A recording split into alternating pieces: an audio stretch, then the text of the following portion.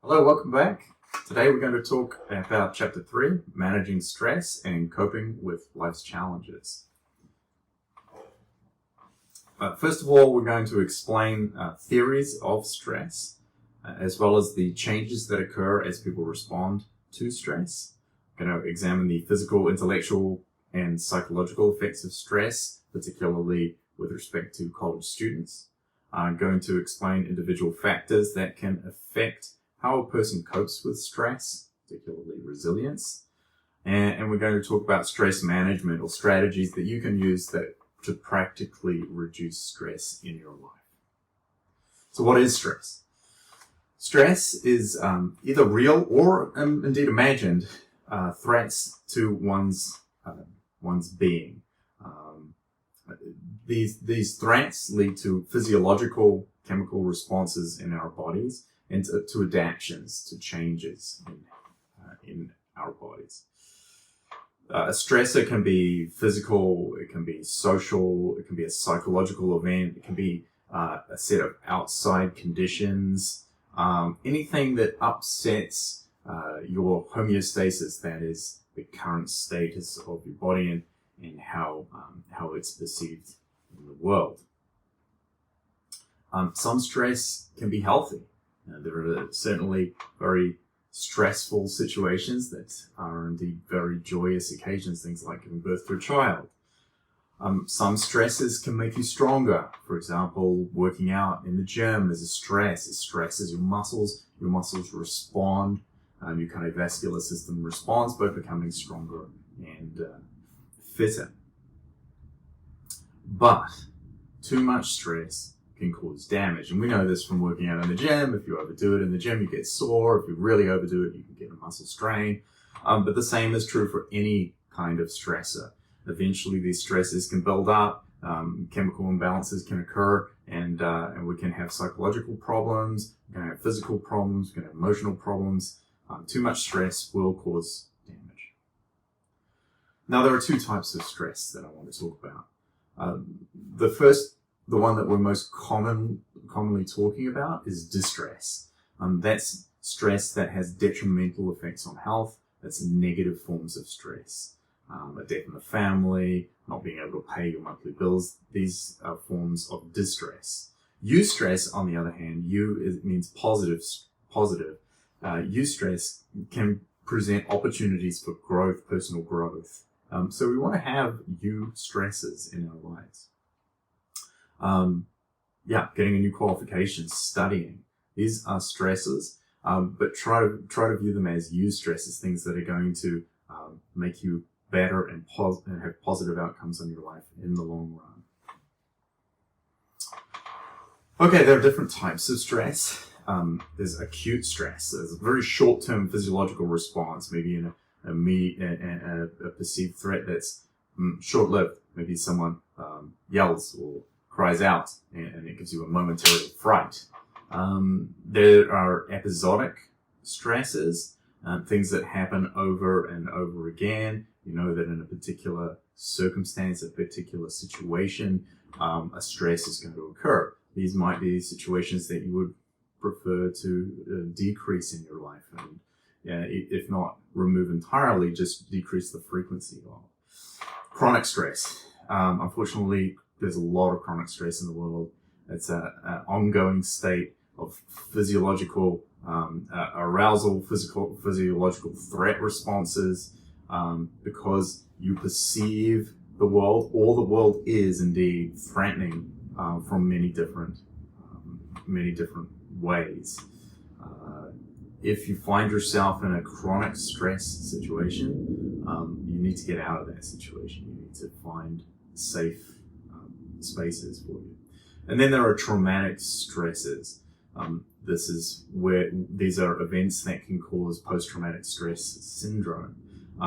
Witnessing a terrible event, maybe a major accident, being part of a war or a shooting, or being a victim of sexual violence or assault, or even natural disasters. These are examples of traumatic stresses that happen and can negatively impact you for many, many years to come, and typically require some help.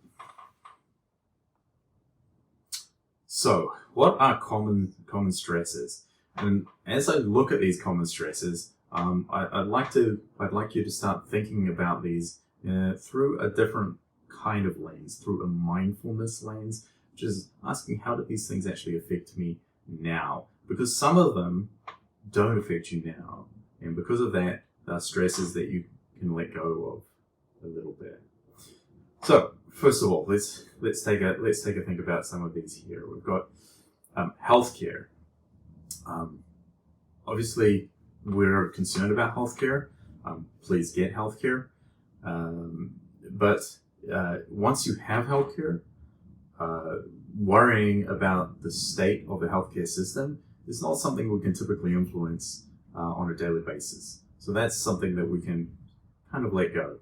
Current political climate. A lot of people worry about the current political climate for good reason. But the one thing that you can do, and about the only thing you can do, is to go out there and vote. Now, people do choose to be politically active. I have no problem with that. That's awesome.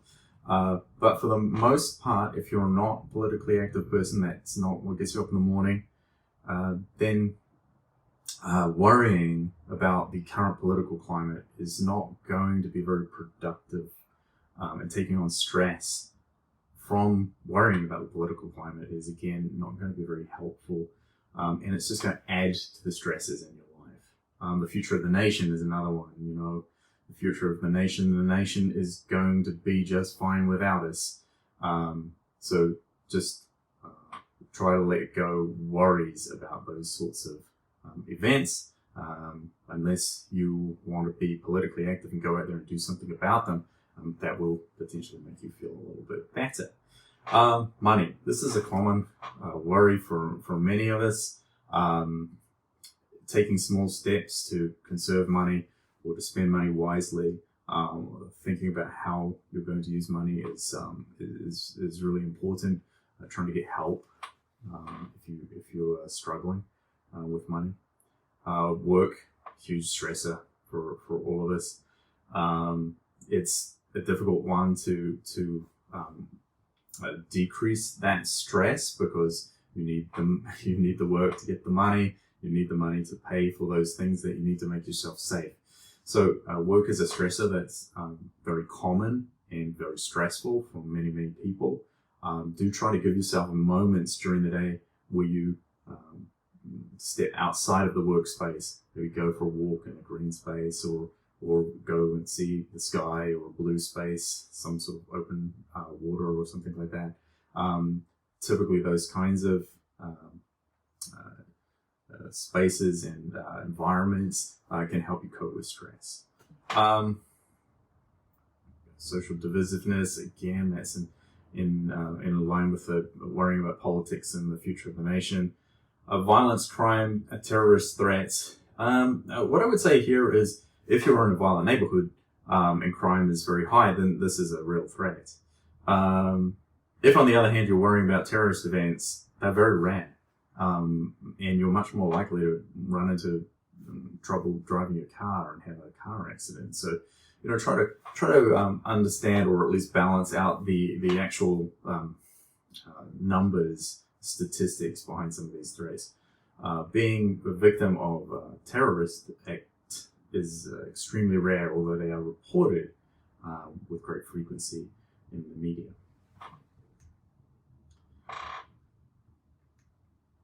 Okay, so what causes stress?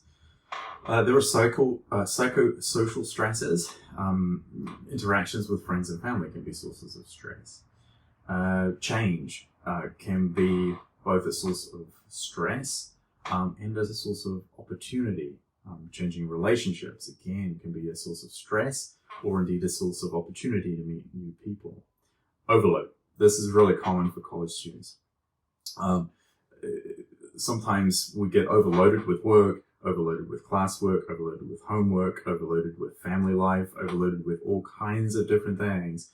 My advice would be just take your time, do one thing at a time, break down large chunks of work into smaller pieces, and just do those smaller pieces and then put them together.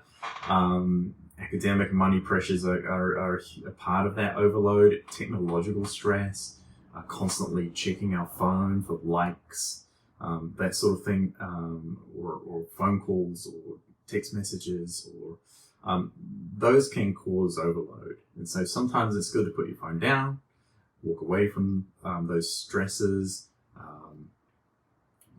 and give yourself a little bit of a break. And then we have internal stresses. Internal stresses are oftentimes negative thoughts. We all have them. It's a normal part of life to have negative thoughts. Here I've listed a whole variety of thoughts that can crop up during a day. Being mindful is not eliminating these thoughts from your mind. Being mindful is letting them go and perhaps turning towards some positive thoughts. There are other possibilities. What would people say who care about me? Would they say these things that are negative? What's the worst that can really happen? Typically the outcomes are not as bad as we think. What would my friends tell me? Can I be 100% sure that these things I'm thinking are true? What might be the best outcome? Sometimes we look at the negative side, but oftentimes there are real opportunities for us as well. So yeah, try to turn those negative thoughts into positive thoughts. If you do that, maybe once or twice a day, you'll get small wins, and small wins will turn you into a winner. Okay, so what's going on with stress?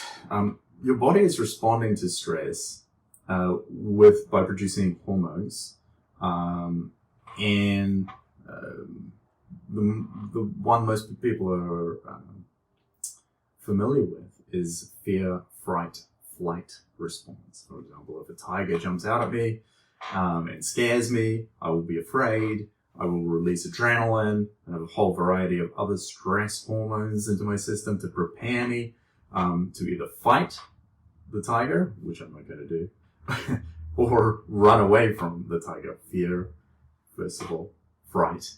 I'm frightened. I get all this hormonal release. And flight, I run away.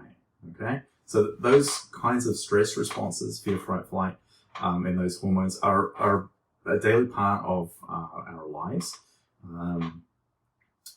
Recognizing those situations and coping with those situations and calming down after those situations is really important. Sometimes those responses can become so dramatic that we suffer from something called general adaptation syndrome. And in a general adaptation syndrome, there's an alarm phase, again, that fright, that fear phase. There's a resistance phase where you adapt and you get stronger, but then there's an exhaustion phase. If you are no longer able to adapt to meet that challenge, you can become exhausted and break down. So general adaptation syndrome is positive through the resistance phase when you're resisting and you're getting stronger, and then negative if one becomes exhausted. Try to recognize signs of that exhaustion and step away from stresses that are causing exhaustion. Okay, this is just a picture of the general adaptation syndrome with the alarm stage, the resistance stage, and the exhaustion stage drawn for you, so you can visual learners have a better idea of what I'm talking about there. And I've illustrated it with the alarm stage, the emoji screaming, and the exhaustion stage with the emoji running out of batteries. Don't run out of batteries.